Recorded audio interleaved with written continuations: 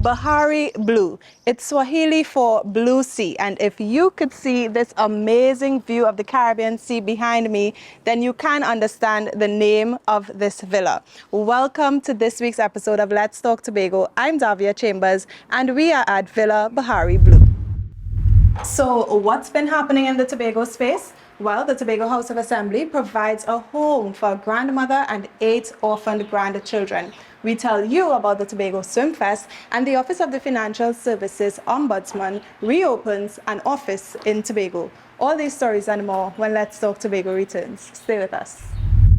Bahari Blue is conveniently located in the village of Black Rock with beaches, bars and restaurants less than 5 minutes away. You can enjoy fabulous views of the Caribbean Sea from your private pool. The views from Bahari Blue are breathtaking. The villa has 4 bedrooms and 3.5 bathrooms with unique, authentic furnishings with lots of artsy Caribbean styles and colors. Bahari Blue has a large open-plan kitchen and living area with high cathedral ceilings. Bahari Blue, perfect for families and friends to relax and enjoy time together. Now this one's a feel-good story. A grandmother and her 8 orphaned children finally have a place to call their own right here in Tobago. Listen up. They say home is where the heart is. And thanks to Chief Secretary Honorable Fali Augustine and the Tobago House of Assembly, these 9 hearts now have somewhere to call home. And let's not forget that Christmas is less than 100 days away. So it's really a wish come true in this season of love, hope, and joy. Receiving this house today, it is a dream come true. I've been talking to God since about 6 or 7 years now, by using one text in the scriptures. Foxes have holes, birds have their nests. The Son of Man didn't have nowhere to lay his head, as he had said unto the disciples. But I used it in my prayer, actually every day.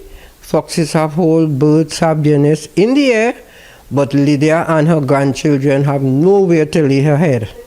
Right? These are the words I was using to our Father. Right? And I see that my words did not go in vain because God has come through for us.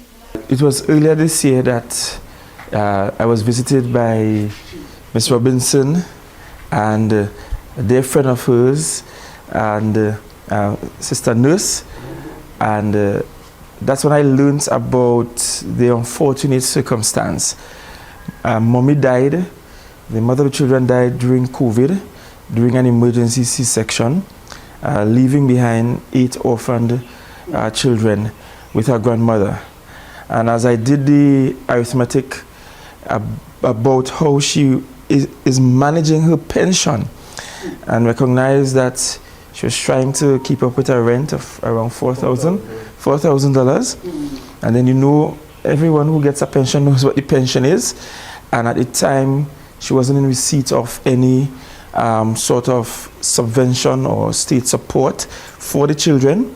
The owner of the property she was renting died, and that complicated the situation. In fact, it actually led to being put out, so to speak, from that rental, and with nowhere to go with 8 young children, one of which is not mobile, cannot move or speak. And here we had a property, one of the old government quarters, in a serious state of disrepair, and just there wasting away. And there's a family in urgent need. And the best thing to do was to provide housing for this family. I am happy. I know the children can't wait to get inside here. And I trust and pray that they will appreciate what God has given unto them through Mr. Fali. This was also a partnership with ASI, which stands for Adventist Laymen's Services and Industries. And the ASI and the SDA community also pitched in with resources. So it wasn't just the state, through the Executive Council, have made legal provisions that not only will the family be here, but given that Ms. Robinson is a grandmother, we have set it up in such a way that if anything should happen to Miss Robinson, given her age, that the children can continue to live here. Amidst this beautiful setting, we have to turn our attention now to a serious issue. That's the way forward when dealing with persons living with HIV and AIDS in Trinidad and Tobago. So now we have snippets from the Green Paper consultation on the island. Omadara Mills tells us more. So what was this Green Paper all about? Several persons, including representatives from governmental and non-governmental organizations, had their say regarding the national HIV and AIDS policy, focusing on areas such as prevention, treatment, care and support, as well as advocacy and human rights.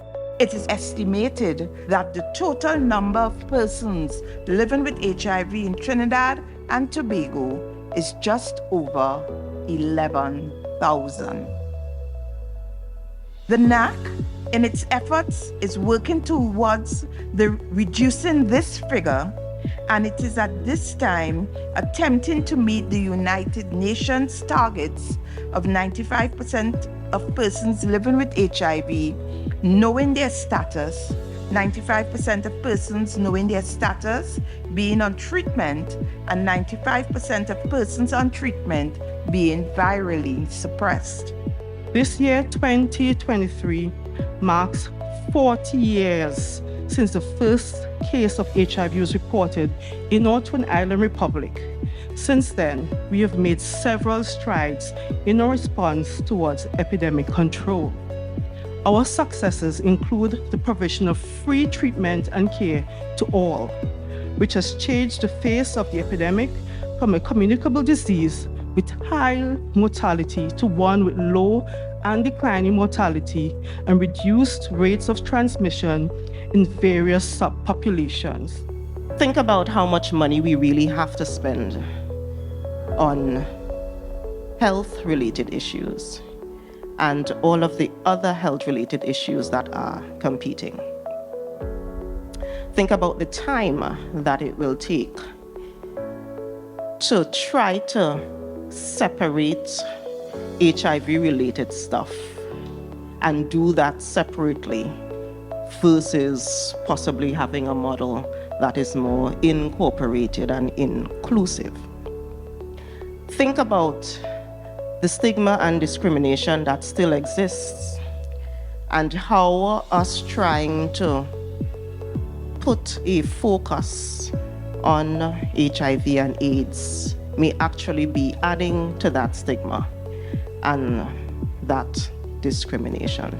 This consultation was spearheaded by the National AIDS Coordinating Committee.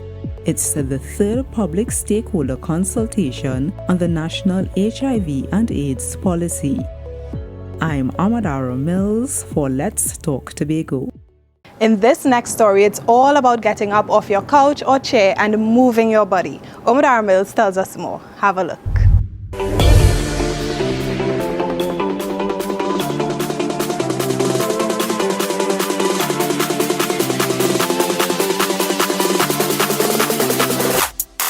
Let's get transformed together.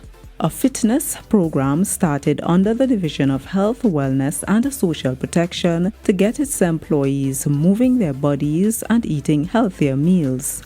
After work during the week, staff participate in aerobics and dance sessions right on the division's compound. There are also hikes to various locations on the weekends or public holidays, and monthly weigh-in sessions. I have been here from the beginning, but I mainly come on Tuesday. So I did the weigh-in and everything as well, and I'm enjoying the aerobic. It's excellent, right? So good workout. Her style is different, right? So you're getting the workout and I'm feeling it and she's pushing you to your limit. So I like the challenge. I want to let people know that after the workout, you feel so excellent.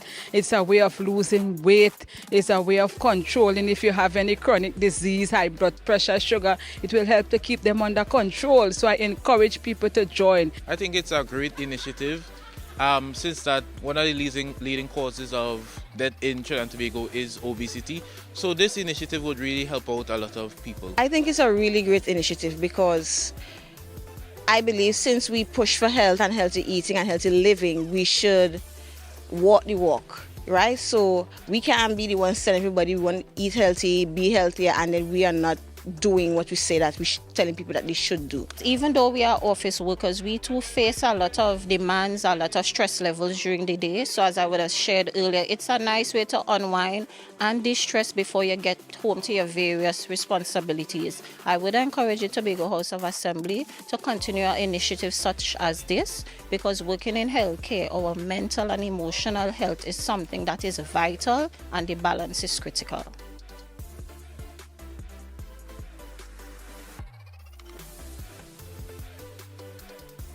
We have a contest that goes along with it. Everybody took their way in to start. You checked your blood pressure to start. You check your numbers. And we want to measure the progress as we go along. We are professionals. This is the Division of Health. So we have dietitians who are monitoring the group, and they would do the checks every now and then to see, so you know how you're progressing, if you're losing any weight. Of course, weight loss is 20% exercise. Weight loss is 80% diet. So this is just the motivator. This fitness and nutrition initiative is open to all employees of the Tobago House of Assembly. For more information about this program, visit the Division of Health, Wellness and Social Protection's Facebook page. I'm Amadara Mills for Let's Talk Tobago. So we have to take a break right now, but we will be right back with more stories in Let's Talk Tobago. Stay with us.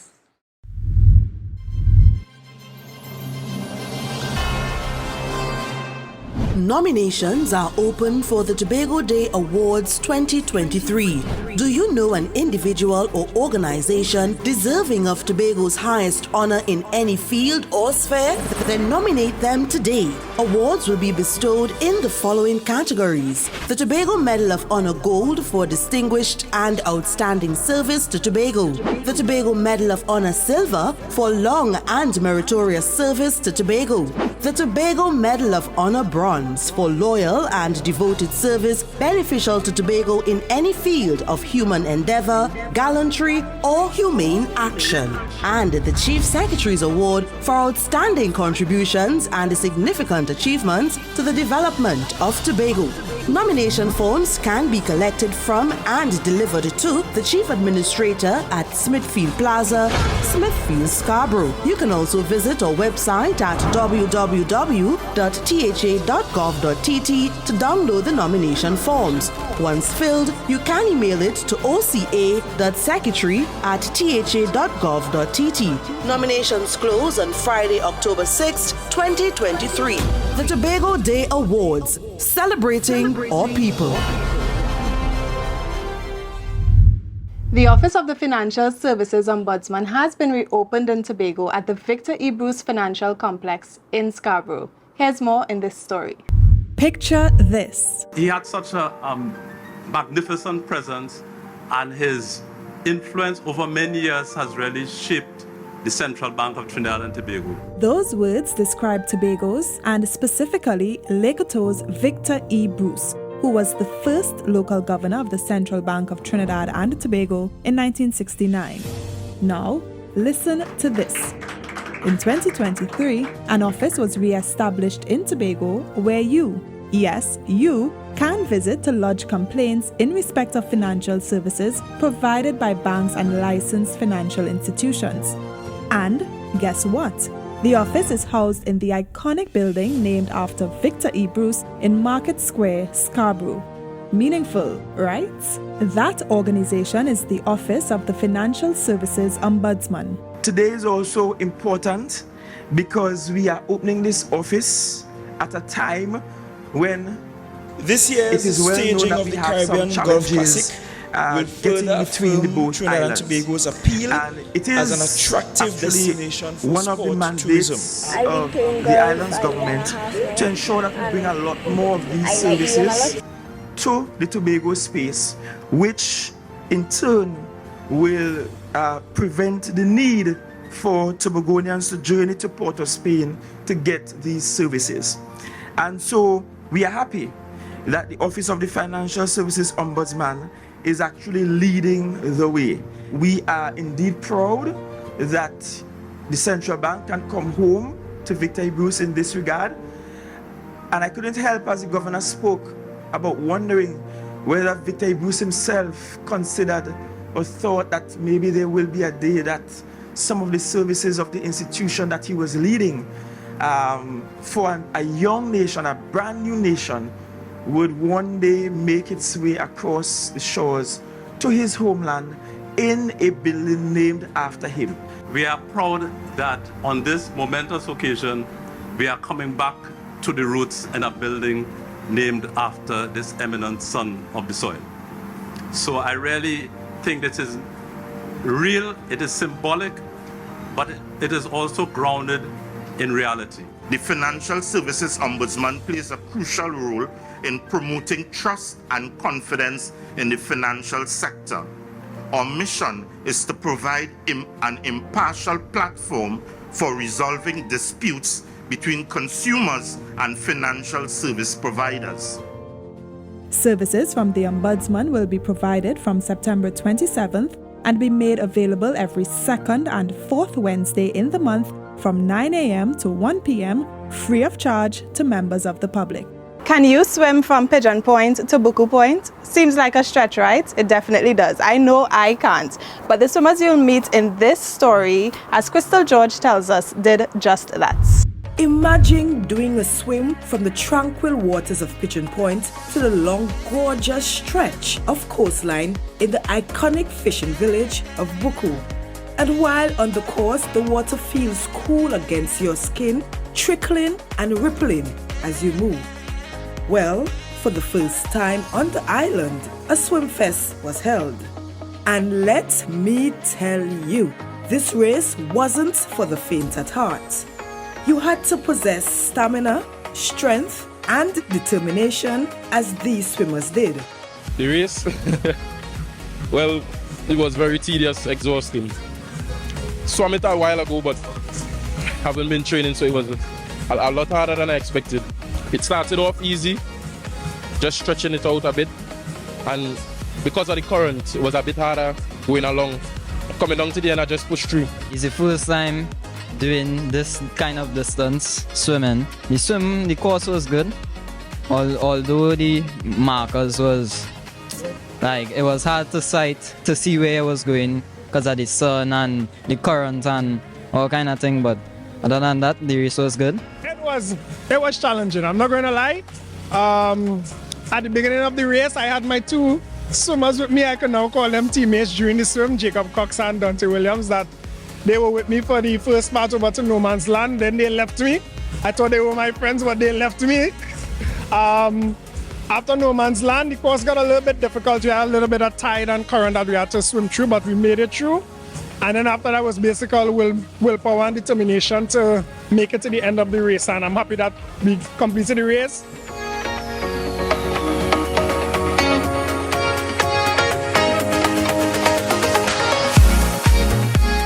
I want Tobago people to begin to understand that we must not limit ourselves. If you think there is something big you want to accomplish, do not for one moment sit back and cower under fear. You could step out, you could get the right advice and try and execute the idea. And this is what the only female participant has to say about her swim. It felt exhilarating. I loved it. There was currents, there was big fish. I was snorkeling and swimming fast at the same time. This is the best place to have your first big swim race, and it's a bucket list thing for me to do, so I appreciate the experience and opportunity. And of course, what's an event without hearing feedback from the patrons? The event is a very good event. I think they should introduce more young fellas into sports. Swimming is one of them, and many other sports that include the waters. Today I enjoyed this. It was very fun. It was fantastic and I like to swim. To bring the curtains down, there were lifeguard and assemblyman races, where Assemblyman Niall George came out victorious. I'm Crystal George for Let's Talk Tobago.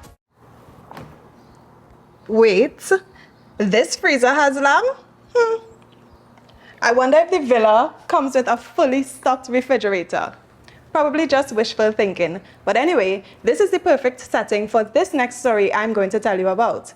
So on the Tobago events calendar, there's World Food Day, there's Blue Food Festival, there's Yam Festival, and now there's Lamb Festival. Patricia Nicholson-Richards tells us more. So if you're from Tobago, you know we eat all kinds of meat here. And we have our yearly food festivals where you can find almost any meat cooked to perfection. One such meat is lamb. Although it's consumed in Tobago, it's not as highly sought after as maybe chicken, goat, pork, or guana. The idea with the Tobago Lamb Festival is to introduce several different preparations of lamb for Tobago consumers to try. So you come, you sample, you taste, you get recipes because the recipes that the caterers use will be made public. You get these recipes and you feel empowered to recreate these recipes at home. Truth is that lamb has been underpriced and undervalued on the island, and for the majority of our sheep, they would go to Trinidad for sale, and there's no need for that. The Tobago Lamb Fest is a collaborative effort among the Division of Food Security, Natural Resources, the Environment and Sustainable Development, the Tobago Agribusiness Company Limited, TADCO, and the Tobago Integrated Livestock Association, TILA. TADCO's role essentially is to find markets for the farmers to bring the meat to market. Right? We really want to develop a sustainable lamb industry on the island towards the end of food security for us all in Tobago and beyond. Right? And how we build capacity of these farmers is through educational seminars, as well as access to markets that they don't have currently at this time. At the event, you will get the opportunity to see chefs cooking lamb on spot, vendors with locally made products on sale, livestock and mutton from Tobago farmers will also be on sale. It's a matter of just, as I said, encouraging people to partake in what we grow locally, supporting our farmers locally, and tasting the difference,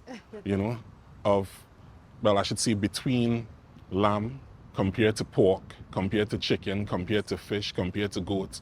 And everybody talk, oh, goat. But until you really eat a nice curry lamb, you're going to see something different pertaining to curry goat after that one. TILA is all about improving and developing livestock farming in Tobago. Now, the Tobago Lamb Festival is scheduled for Sunday, October 8th and will be held at the Shore Park Food Hub. It starts at 8 a.m. until 6 p.m.